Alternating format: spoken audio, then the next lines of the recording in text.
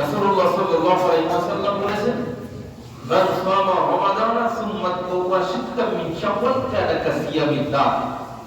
যেই বান্দা মাহে রমজানের রোজা পূর্ণ করলো এবং এই যে এখন যে শাওয়াল মাসের প্রথম দিন আজকে ঈদের দিন, এই মাসের ভিতরে যদি বান্দা 6টা রোজা রাখে, কয়টা রোজা? 6টা রোজা রাখে, আল্লাহর রাসূল বলেন কানা কাসিয়ামিদ দার, তাহলে ওই বান্দা যেন সারা বছর রোজা রাখে। সুবহানাল্লাহ। রাসূল কি এমনিতেই বলেছেন? জোরে বলেন না। গুণের প্রমাণ লাগবে, প্রমাণ লাগবে লাগবে না। তার মধ্যে আল্লাহ রাব্বুল আলামিন বলেছেন, মান জাআ বিল হাসানাতি ফালাহু আশরু আমসালিহা। কে বলেছেন? আল্লাহ।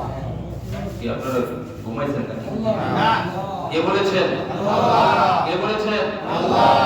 আল্লাহ বলেছেন, মান জাআ বিল হাসানাতি ফালাহু আশরু আমসালিহা।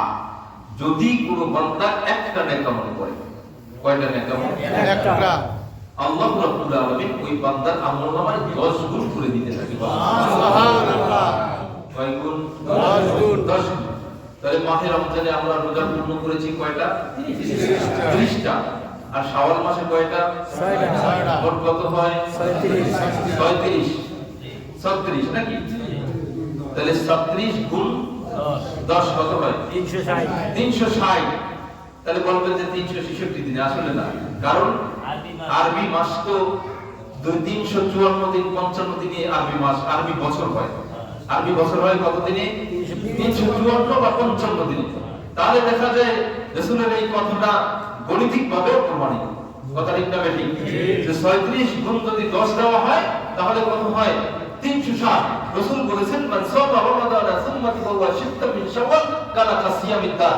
যে বান্দা যদি মাহে রমজানের রোজা পূর্ণ করার পরে এই শাওয়াল মাসের ভিতরে যদি বান্দা 6টা রোজা রাখে, রাসূল বলেছেন কানা কাসিয়ামিদ দার, ওই বান্দা যেন সারা বছর রোজা রাখতে পারে। সুবহানাল্লাহ।